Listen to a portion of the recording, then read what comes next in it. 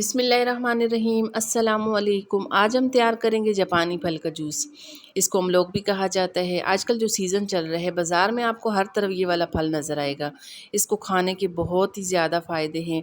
अगर आप इसको वैसे नहीं खा सकते तो इसका जूस बना के इस्तेमाल करें। इसका जूस पीने से आपको बहुत सी बीमारियों से निजात मिलेगी, जिसमें मेन बीमारी होती है मुख्तलिफ़ वजूहात की वजह से इंसानी जिस्म में पैदा होने वाली कमज़ोरी। यकीन माने कमज़ोरी को ये जड़ से ख़त्म करता है। ये इतना ज़्यादा फ़ायदेमंद है। अगर आप सिर्फ 15 दिन इसका लगातार इस्तेमाल करें, यकीन करें आपके बाल, आपकी स्किन ऐसे हो जाएंगे जैसे छोटे बच्चों की होती है, एकदम से फ्रेश तरोताज़ा। चलें फिर जिसका जूस बनाना शुरू करते हैं। अच्छा, जूस बनाने के लिए मैंने यहाँ पे 4 से 5 अदद जापानी फल लिए हैं। सबसे पहला काम जो हमने करना है वो है इनको यहाँ पे पानी से अच्छी तरह धो के साफ़ कर लेंगे, ताकि इसके ऊपर थोड़ी वो जो मिट्टी लगी होती है वो अच्छी तरह से साफ़ हो जाए। उसके बाद यहाँ पे आपको जिसका रफ़ पार्ट नज़र आ रहा है वो रिमूव कर देंगे। रफ़ पार्ट निकालने के बाद अब यहाँ पे इनको इस तरह काट लेंगे।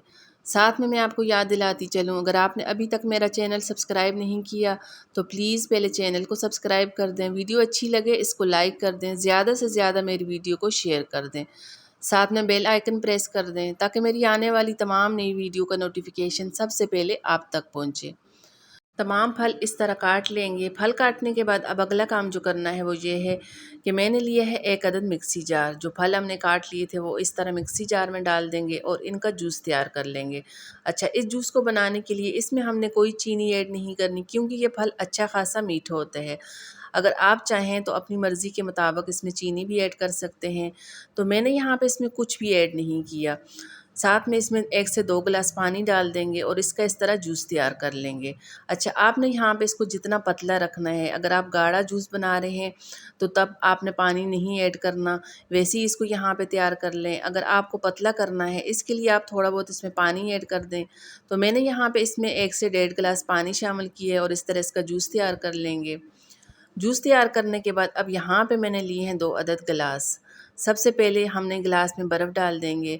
आइस क्यूब डालने के बाद अब यहाँ पे जो हमने जूस तैयार कर लिया था वो इस तरह गिलास में डाल देंगे।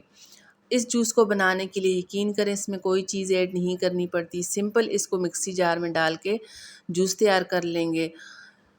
अच्छा, बहुत से लोग इस जूस को बनाने के लिए दूध का इस्तेमाल करते हैं। अगर हम इसको दूध के साथ बनाएंगे तो वो मिल्क शेक बन जाएगा, जूस नहीं कहलाएगा। तो हमने इसमें कोई दूध का इस्तेमाल नहीं किया, ना ही चीनी का इस्तेमाल किया है। बहुत ही मज़े का हमारा जापानी फल का जूस बन के तैयार हो चुका है। तो चलें जी, आज की मेरी वीडियो आपको अच्छी लगे इसको लाइक कर दें, ज़्यादा से ज़्यादा मेरी वीडियो को शेयर कर दें। किसी और अच्छी सी वीडियो के साथ आपसे मुलाकात होती है, तब तक के लिए अल्लाह हाफ़िज़।